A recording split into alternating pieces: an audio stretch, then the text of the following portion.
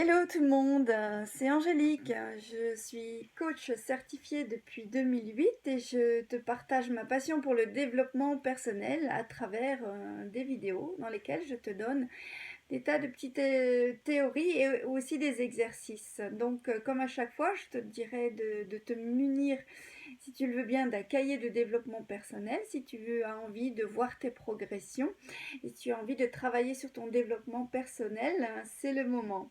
Nous en sommes quand même déjà à la 9e vidéo d'une série dont le thème est combat les 7 influences négatives qui entament ta confiance en toi.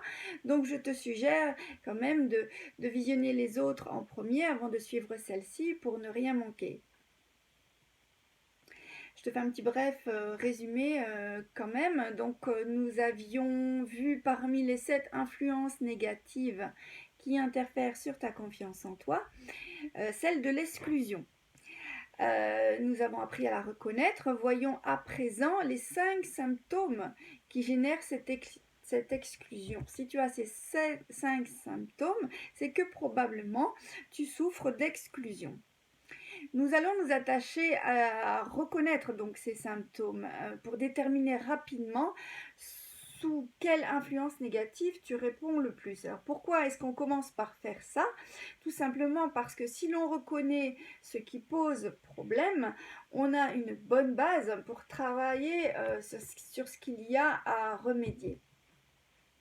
Donc faisons-en en fait avec les 5 symptômes qui génèrent de l'exclusion. Enfin, qui font que tu te sens touché par l'exclusion. Donc, tu fais par exemple tout ce qui est en ton pouvoir pour te faire accepter par tes pairs. Tu sais, tu en fais toujours trop. Deuxièmement, tu as peu confiance en toi parce que tu n'arrives pas à te situer par rapport aux autres. Tu as constamment l'impression de ne pas être assez bon.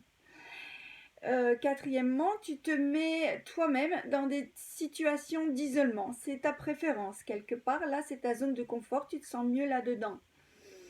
Et cinquièmement, tu te compares désavantageusement par rapport à ceux qui, eux, ont été acceptés par le groupe. Donc, en résumé, par peur d'être rejeté, il est plus facile pour toi de t'isoler que de te confronter au monde extérieur. Tu ne t'acceptes pas toi-même et tu as des tendances à l'autodestruction, je vais y arriver, parce que tu penses que tu ne vaux rien, que tu ne vaux pas la peine, ou pire encore. Donc maintenant, c'est à toi de jouer. Donc je t'invite à réfléchir dans ton cahier de développement personnel et réponds à ces questions. À quelle occasion est-ce que tu t'es senti exclu?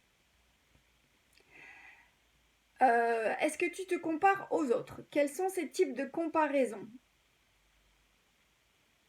Donc là, on fait une réflexion. Je t'ai dit que c'était important de reconnaître les symptômes. Tout ça, c'est une réflexion pour comprendre l'origine de ton manque de confiance en toi et pour pouvoir avoir une base à travailler.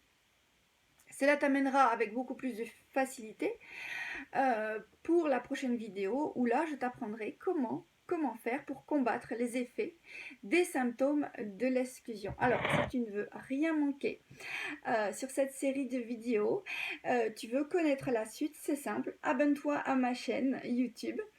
Je suis sûre aussi que tu connais quelqu'un à qui ça ferait plaisir, qui aurait besoin de ces outils de développement personnel, alors surtout n'hésite pas, fais plaisir, partage ces ressources. Et avant de partir, pense à liker, ça coûte rien, ça fait plaisir. Je te dis à très bientôt et coachement vôtre.